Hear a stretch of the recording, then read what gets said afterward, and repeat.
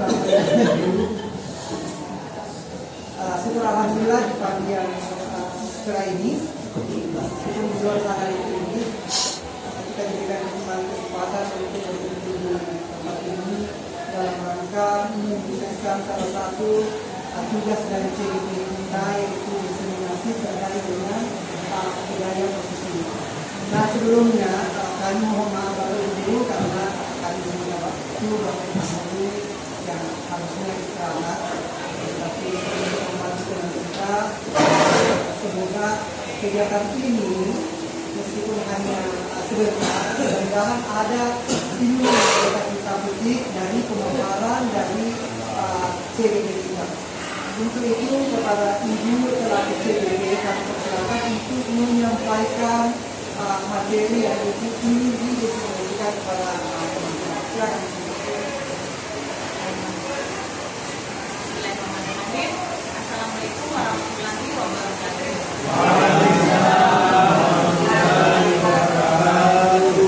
Pertama-tama saya ingin mengucapkan sebelumnya saya ingin mengucapkan banyak terima kasih atas kesempatan yang diberikan untuk menyampaikan rekomendasi saya terkait dengan budaya positif.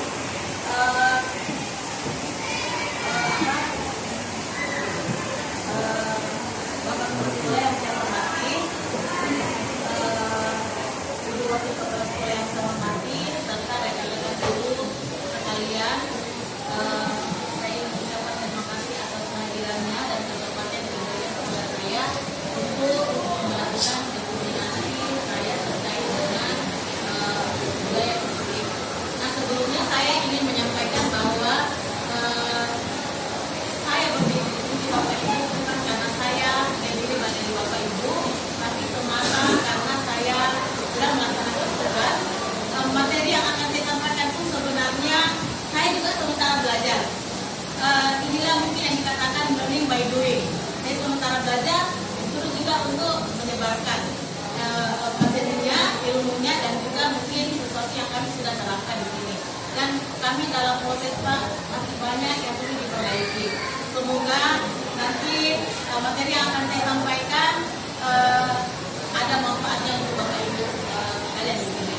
Dan ada kemungkinan juga Bapak Ibu apa yang akan saya sampaikan, materi yang akan saya sampaikan ini ada di antara rekan-rekan yang sudah memahami itu. Jadi mohon maaf jika ada yang salah dalam penyampaian hasil.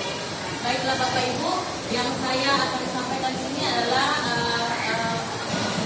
menyebabkan pemahaman dan pengalaman dalam menerapkan yang namanya budaya positif. Nah,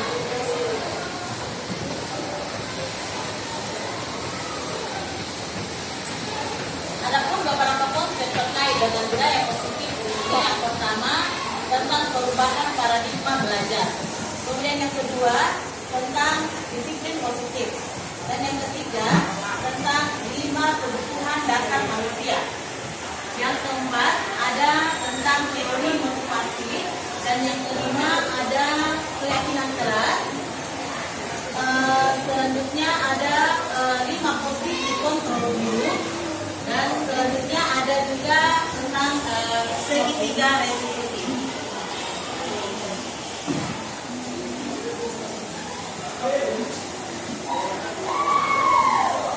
Pendidikan itu bertujuan untuk menuntun segala kodrat yang ada pada anak agar anak tersebut mencapai keselamatan dan kebahagiaan yang setinggi-tingginya. Saya kira Bapak Ibu yang sudah membuka platform Merdeka Belajar sudah kita baca itu. Awalnya saya juga bertanya kenapa dia terlalu sekarang jadi naik daun, pemikirannya jadi di apa? Diperhitungkan kadang-kadang ini seperti ini. Bapak Ki Hajar Dewantara mengibaratkan bahwa guru itu adalah seperti petani, kemudian sekolah itu seperti ladang untuk bercocok tanam, kemudian murid itu seperti benih. Di sini maksud dari menuntut itu Bapak Ibu bahwa kita tidak bisa setiap anak itu memiliki kodrat masing-masing. Kita tidak bisa mengubahnya, kita hanya mampu menumbuhnya agar dia bertumbuh dengan baik. Seperti benih Bapak Ibu, kalau misalnya benihnya kodratnya memang jadi jagung Bapak Ibu, kita tidak bisa mengubahnya jadi padi. Dan tugas kita hanya menyiapkan lahan yang baik untuk itu. Dan Bapak Ibu, benih lahan yang gersang, pasti tumbuhnya tidak maksimal Bapak Ibu. Dan kalau sebaliknya benih yang kurang baik, tapi dia ditanam di lahan yang subur, tumbuhnya akan baik Bapak Ibu. Jadi dalam hal ini tugas kita sebagai pendidik, bagaimana kita menciptakan lingkungan yang positif, yang baik untuk anak-anak didik kita agar mereka bisa berkembang dengan maksimal. Nah, sekarang pertanyaannya, bagaimana dengan lingkungan sekolah kita? Bagaimana guru saling bertegur sapa di sekolah kita? Bagaimana murid saling berinteraksi di sekolah kita? Kemudian bagaimana guru menyapa murid di sekolah kita? Dan bagaimana guru menyelesaikan masalah atau konflik yang ada pada murid?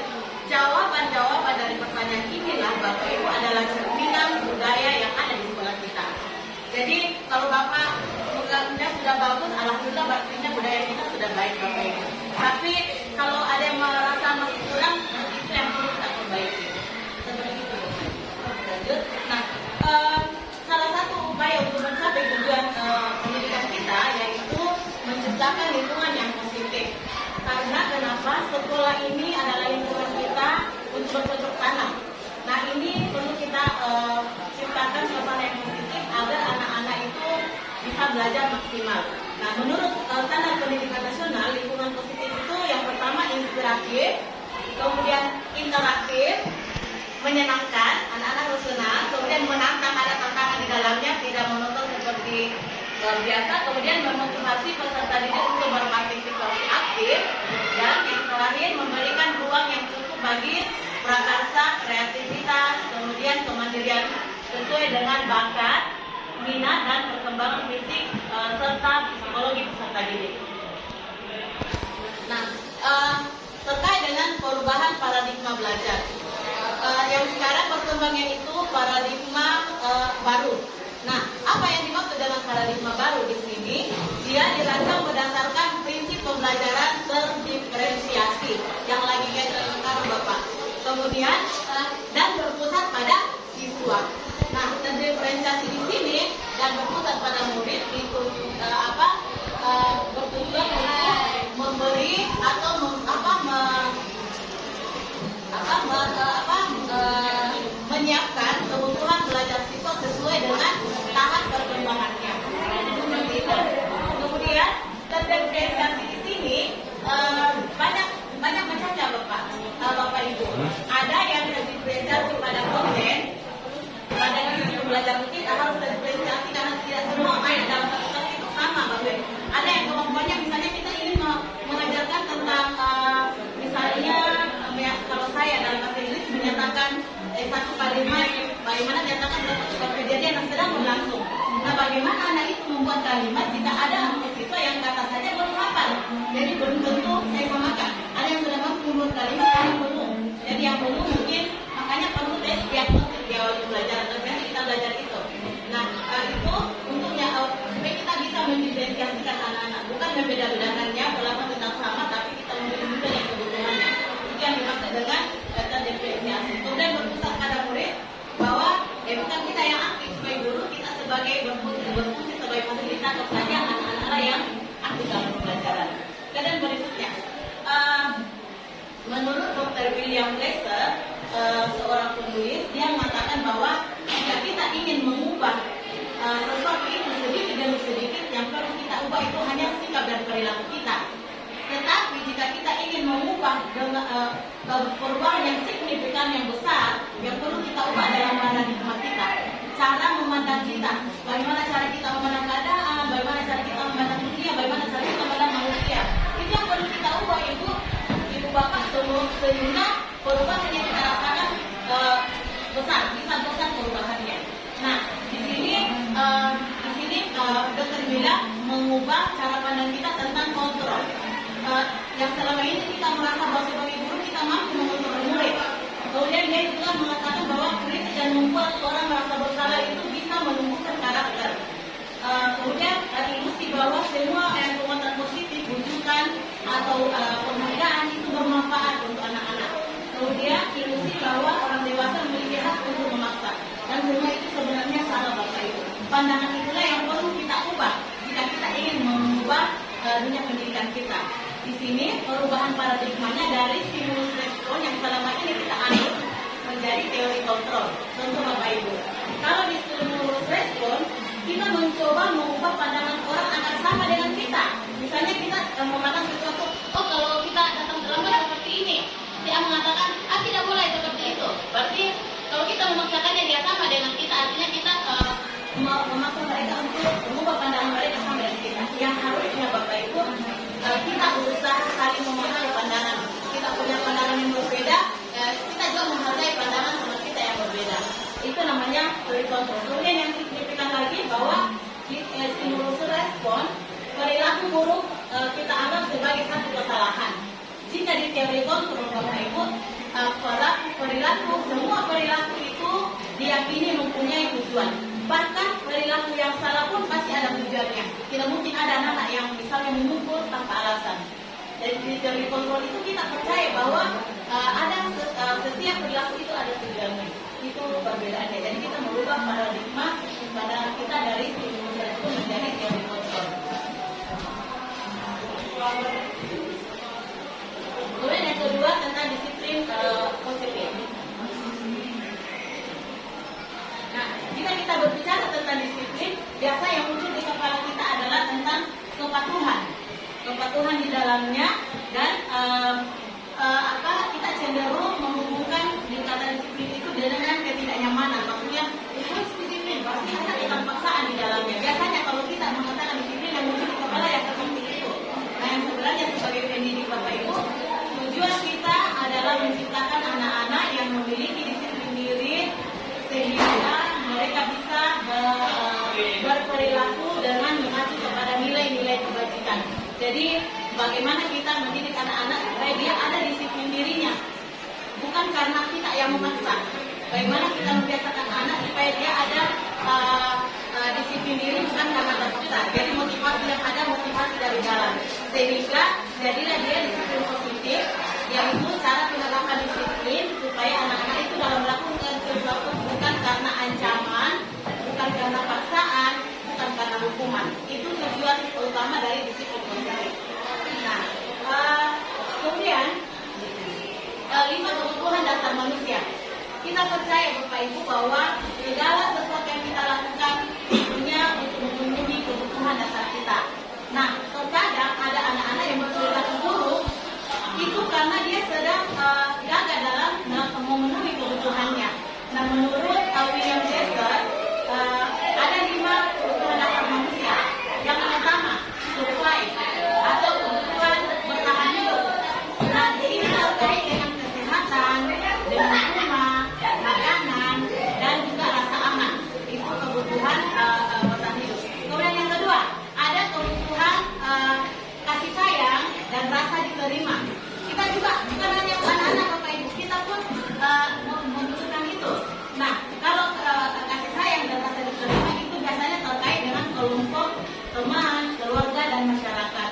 Biasanya anak-anak yang memiliki kebutuhan dasar kasih sayang yang tinggi, biasanya dia selalu ingin disukai, ingin kita menyukainya dalam pembelajaran. Jadi dia biasa cari perhatian Bapak Ibu. Anak-anak seperti itu.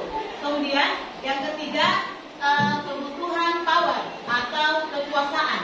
Nah, biasa anak-anak di sini anak-anak yang kurang power, kebutuhan powernya tidak terpenuhi, biasanya dia selalu ingin berkuasa. Mau dibilang dalam kelas, mau dibilang dia yang terbaik di dalam kelas. Biasanya selalu dia emang selalu baik seperti itu.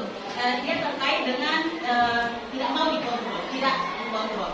Kemudian yang keempat, kebutuhan freedom atau kebebasan. Nah, di sini biasa anak-anak dia ingin diberi pilihan.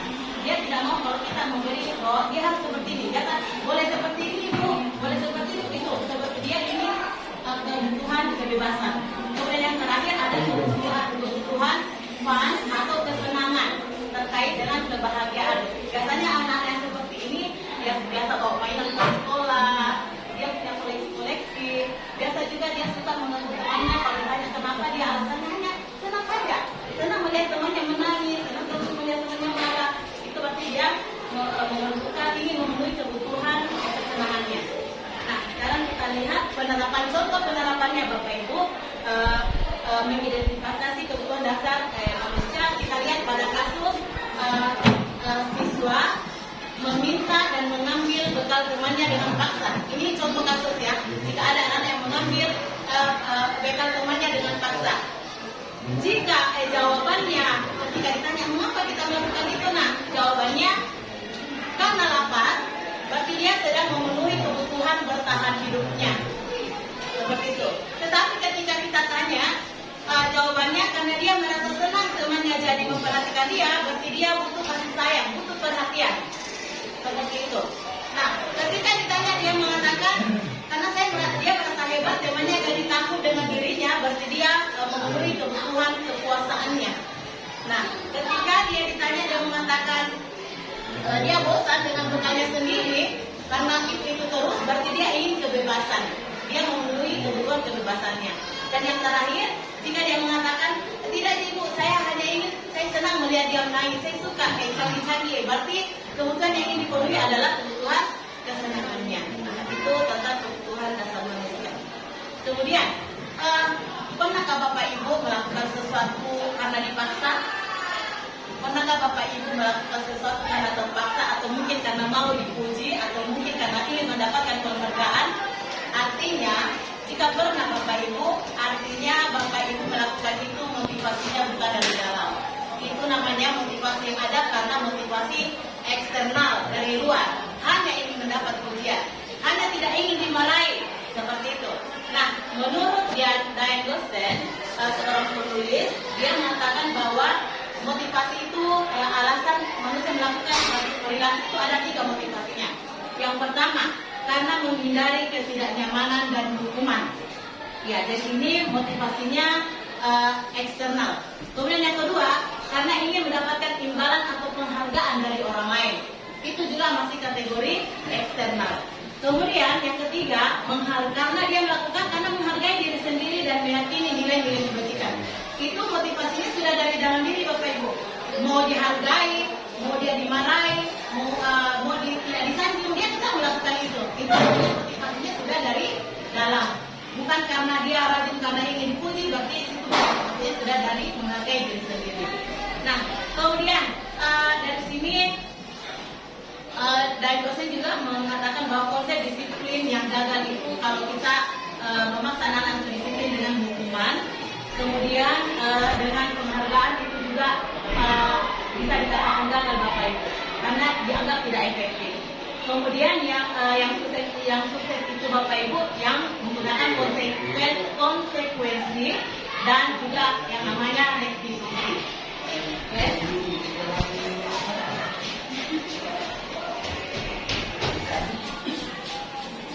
Nah, restitusi mungkin kalau hukuman, penghargaan dan konsekuensi Bapak Ibu sudah paham. Nah, sekarang ada yang namanya konsep disiplin dengan pendekatan restitusi. Apa itu? Restitusi adalah proses menciptakan kondisi bagi murid untuk memperbaiki kesalahannya. Jadi restitusi ini dia memberi kesempatan kepada murid atau siapapun yang melakukan kesalahan untuk memperbaiki kesalahannya. Ciri-cirinya dia tidak apa yang dilakukan oleh yang membuat kesalahan tidak menebus kesalahan, tapi dia memperbaiki agar tidak terulang lagi dan memahami bahwa apa yang dia lakukan itu salah. Kemudian memperbaiki hubungannya, karena dia kalau sudah istilahnya ada yang konflik, nanti yang diperbaiki tidak dilakukan restitusi, mereka akan seterusnya seperti itu. Jadi kalau dia diberi hukuman, bisa jadi pertengkarannya akan berlanjut. Jika dengan restitusi, mereka akan memperbaiki hubungan. Kemudian ada juga restitusi itu bersifat tawaran, bukan paksaan. Kemudian restitusi itu menuntut untuk melihat ke dalam diri sendiri. Kemudian restitusi mencari kebutuhan dasar yang tidak terpenuhi kebutuhan dasarnya. Kemudian restitusi itu fokus pada karakter, bukan pada tindakan.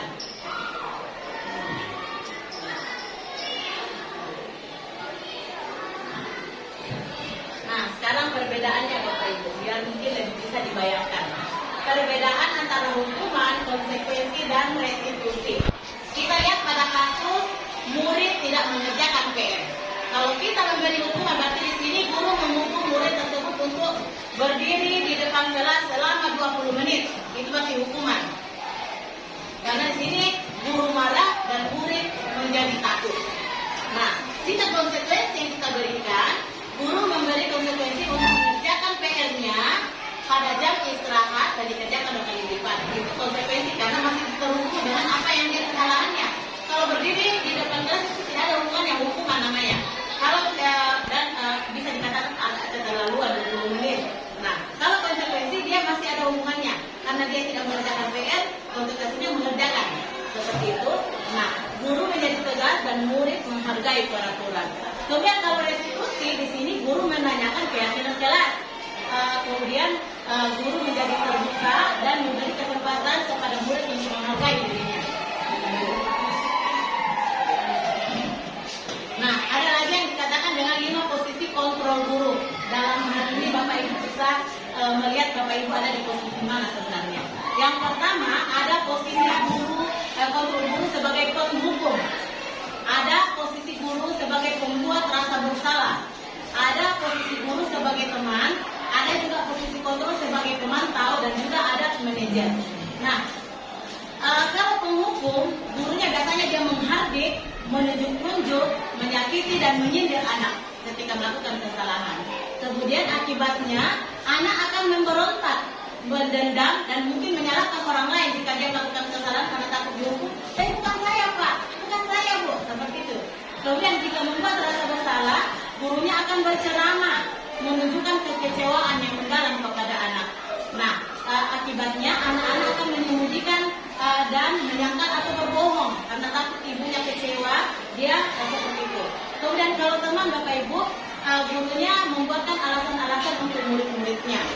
Jadinya anak-anak jadi ketergantungan. Biasanya anak-anak tidak mau, kalau dia berteman dengan posisi guru yang posisi teman, murid akan menyukai itu. Dan jika ada guru yang tidak berfungsi seperti itu, dia tidak menyukainya. Kadang dia hanya menuruti perintah guru itu yang seperti teman, yang lain dia tidak suka, seperti itu. Kemudian kalau pemantau, posisi guru dia menghitung dan mengukur. Kemudian anak-anak jadi menyesuaikan bila diawasi, karena ada aturan. Kalau tidak diperhatikan nih, melanggar nih. Nah itu kalau pemantau, kamu lompat kadar, berarti kamu harus seperti ini. Tapi kalau tidak diawasi Bapak Ibu, dia akan mulai perbuatan ini. Kemudian yang posisi yang kelima, inilah yang dianggap paling baik dan disarankan supaya bisa begitu. Saya pun sementara belajar. Mengajukan pertanyaan-pertanyaan, anak-anak jadi terkuatkan watak dan karakternya. Nah, contoh penerapan 5 posisi kontrol guru pada kasus muridnya tidak menggunakan atribut lengkap pada saat upacara bendera. Jika penghukum, dia akan mengatakan karena kamu tidak memakai atribut lengkap, kamu harus berkeliling lapangan sebanyak 2 putaran. Itu penghukum. Kalau dia membuat rasa bersalah, dia mengatakan sudah berapa kali diingatkan, kamu sudah mengecewakan ibu. Biasanya wali-wali seperti itu yang kata itu. Kemudian ada teman, ya sudah, lain kali jangan begitu lagi ya. Tolong bantu ibu, jangan buat ibu malu. Nanti saya ditegur dengan oleh kepala sekolah. Dia seperti itu, dia seperti teman.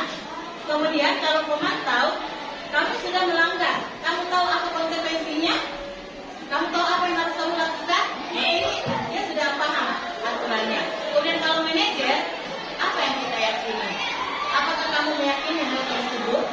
Kalau kamu meyakininya, maukah kamu memperbaikinya? Nah, seperti itu kalau manajer. Seperti itu. Kemudian yang berikutnya tentang keyakinan kelas, Bapak Ibu. Kenapa disebut keyakinan? Keyakinan kelas ada peraturan. Lalu kenapa harus keyakinan, Bapak Ibu? Seperti ini. Karena nilai-nilai keselamatan atau mengapa harus keyakinan? Contoh, saya beri contoh dulu. Kalau misalnya kita naik motor, kenapa harus pakai helm?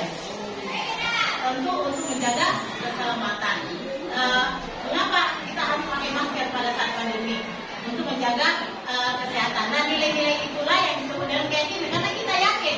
Jadi tanpa dipaksa pun kita akan tetap menggunakan helm karena kita yakin bahwa keselamatan itu adalah penting. Seperti itu. Jadi peraturan dalam kelas kita ubah menjadi keyakinan kelas.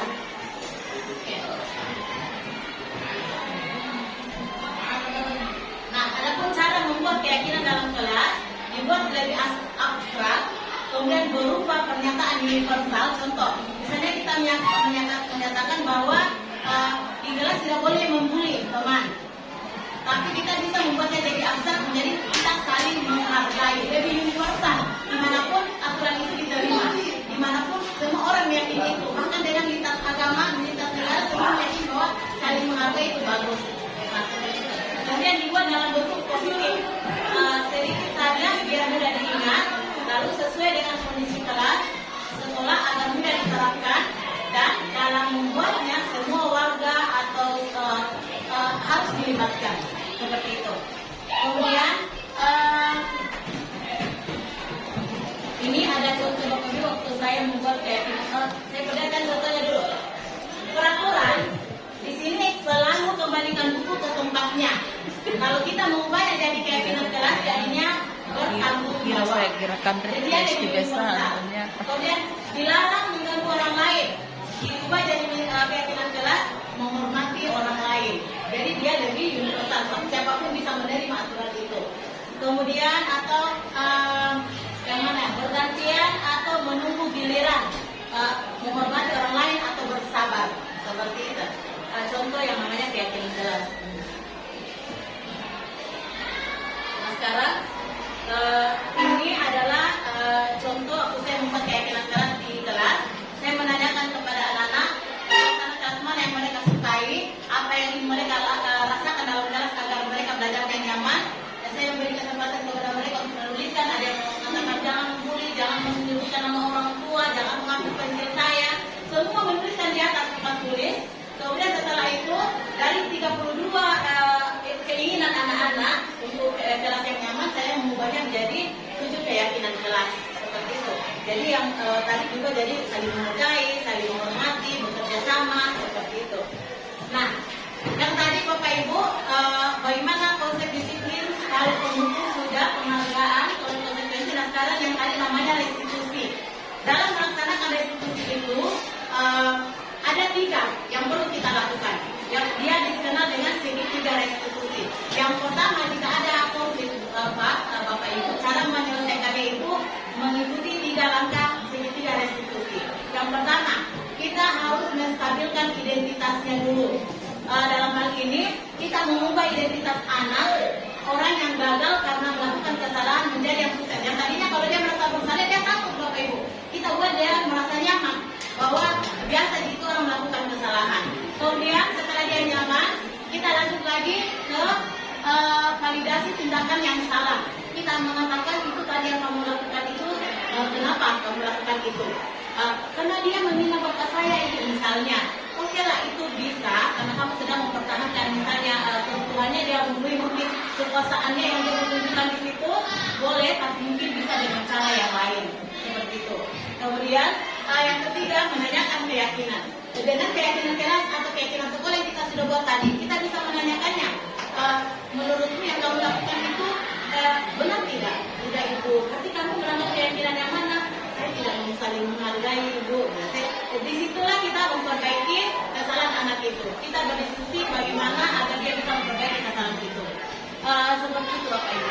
Kemudian ini adalah contoh waktu saya melakukan segitiga restitusi kepada salah satu anak didik saya, karena setelah pembelajaran ada yang melapor bahwa Ibu, saya tidak mau lagi berkelompok dengan si A karena dia tidak pernah membersihkan Ibu, hanya saya terus yang menyapu. Ada yang melapor sehingga saya memanggil anak itu untuk menyadari kesalahannya. Setelah itu anak itu saya berdiskusi berdua Bapak Ibu, menanyakan apa yang dia lakukan itu benar atau salah, apa alasannya dia tidak pernah membersihkan. Alasannya karena ternyata dia jauh sekali rumahnya Bapak Ibu, sehingga ketika dia sampai di kelas, kelasnya sudah bersih. Jadi kita mencari ini.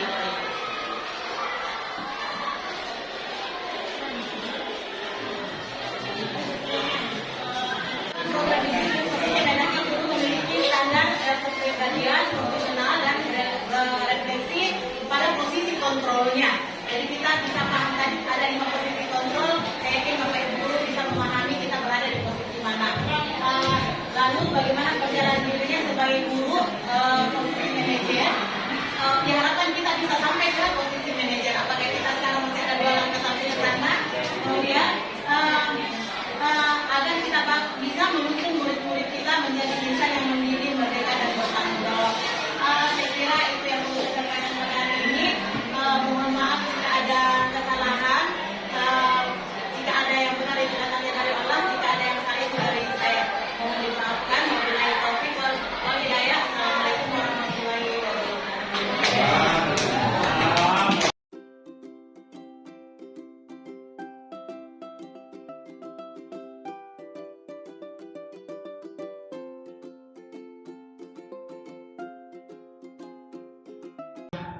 Sebelum kita mengakhiri pelajaran, mari kita baca doa. Jangan mulai.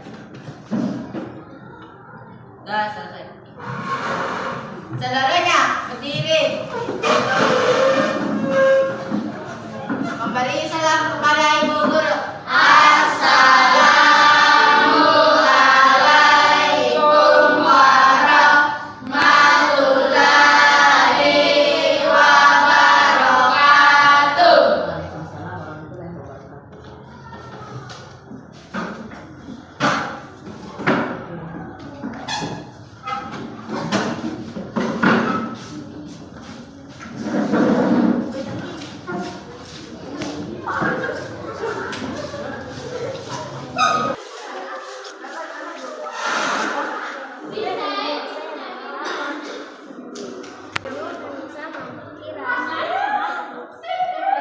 Oh, tidak mau dengan Vira di kelompok kecilnya.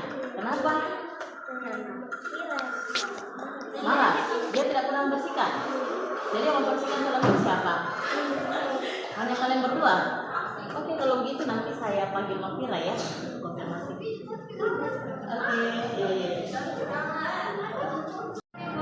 Salam. Masuk Vira.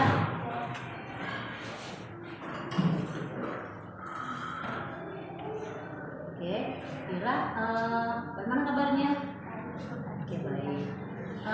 Ananda Vira tahu tidak kenapa ibu memanggilnya ke sini? Tidak. Oke, begini ya. Tadi itu ibu mendapatkan laporan dari teman sekelompok piket kebersihannya Ananda Vira. Katanya Vira itu tidak pernah membersihkan, katanya malas. Jadi mereka itu tidak mau lagi sekelompok dengan Ananda Vira. Apa itu betul? Menurut Ananda Vira itu salah atau benar? Salah ya. Nah, tidak apa-apa ya. Sebenarnya tidak ada orang yang tidak pernah melakukan salah. Ya, jadi melakukan kesalahan itu sudah biasa manusiawi. Oke, kalau bisa ibu tahu kira-kira penyebab Ananda Vira melakukan kesalahan itu kenapa ya? Saya dari sekolah itu sekitar 6 sampai 7 kilo, sedangkan Alicia dan Kak Aziza hanya 1 kilo. Otomatis mereka lebih cepat sampai daripada saya. Saat mereka sudah sampai, pasti mereka langsung membersihkan. Kemudian saat saya sudah sampai, kelas sudah bersih. Dan ya, saya Oh iya, jadi karena mereka lebih dekat rumahnya, mereka cepat sampai langsung membersihkan. Jadi ketika Ananda Vira sampai tidak membersihkan lagi. Oh iya. Saya kira apa yang Ananda Vira lakukan itu sudah benar ya, karena jarak rumahnya memang jauh, sedangkan teman kelompoknya yang lain itu dekat. Tapi kan itu bukan satu alasan yang tidak melakukan tanggung jawab ya. Hanya saja harusnya Ananda Vira melakukan itu dengan cara yang lebih baik lagi, biar tidak merugikan teman yang lain. Nah, oke. Kalau masih ingat tidak keyakinan kelas yang pernah kita sepakati? ingat Bu, saling menghormati, saling menghargai, bertanggung jawab, menjunjung kejujuran, disiplin. Oke. Nah, menurut Ananda Vira, dari keyakinan kelas yang pernah kita sepakati, yang mana yang Ananda Vira langgar? Ya betul. Jadi karena Vira tidak melakukan apa yang sudah disepakati dalam hal ini piket kebersihan, artinya Ananda Vira melanggar sikap tanggung jawab. Nah, kalau menurut Ananda Vira meyakini tidak tanggung jawab itu sebagai nilai pendidikan? Yakin. Ananda Vira mau tidak jadi orang yang bertanggung jawab? Kalau begitu, ini Ananda Vira mau tidak memperbaiki kesalahan ini? Nah, menurut Ananda Vira, kira-kira apa ya yang bisa dilakukan untuk memperbaikinya? Saya pertama kepada teman kelompok saya dan berjanji untuk tidak mengulangi kesalahan sebelumnya. Saya kira itu ide yang bagus. Nanti langsung minta maaf ke mereka, konfirmasi ke mereka, dan sampaikan bahwa Ananda Vira tidak akan terangkat lagi ya. Oke, semoga Ananda Vira bisa jadi anak yang lebih bertanggung jawab lagi nanti. Ya, oke. Saya kira seperti itu Ananda Vira. Bagaimana kabarnya hari ini? Oke, alhamdulillah. Ananda Kaifa tahu tidak kenapa ibu panggil ke sini?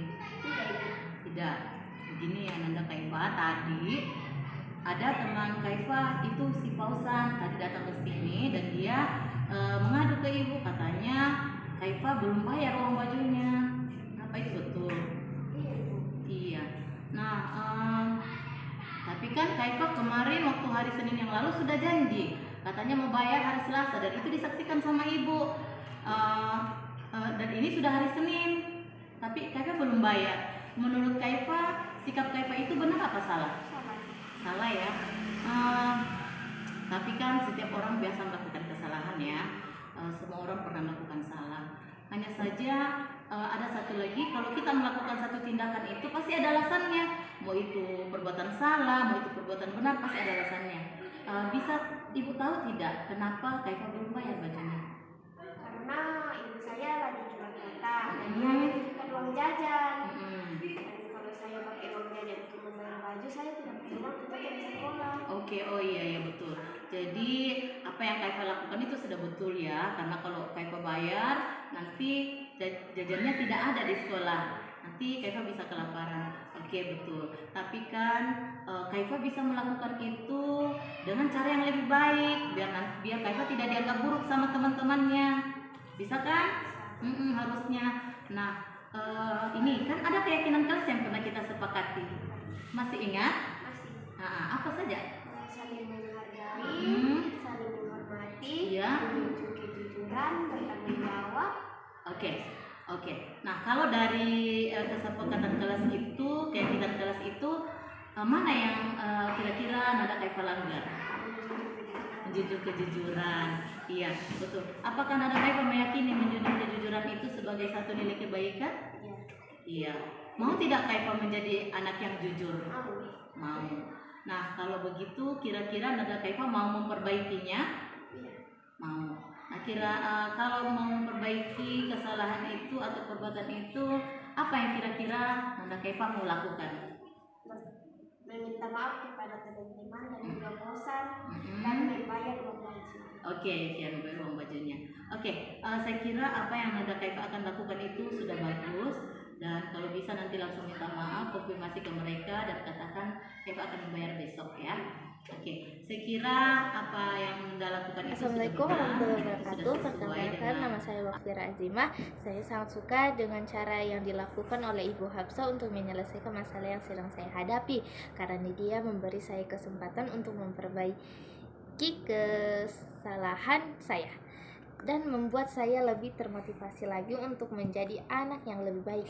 Terima kasih Bu, insya Allah saya akan menjadi anak yang rajin. Assalamualaikum warahmatullahi wabarakatuh. Perkenalkan, nama saya Kaifa Azila. Saya akan menceritakan bagaimana pendapat saya tentang cara Ibu Hafsah menyelesaikan masalah saya. Saya sangat suka bagaimana cara Ibu Hafsah menyelesaikan masalah yang sedang saya hadapi, karena tidak membuat saya merasa malu dan memberi saya motivasi untuk memperbaiki kesalahan saya, dan juga memotivasi saya untuk tidak mengulangi kesalahan yang sama. Saya harap guru-guru yang lain dapat mencobanya. Dan sekian dari saya. Wabillahi taufiq wal hidayah. Wassalamualaikum warahmatullahi wabarakatuh.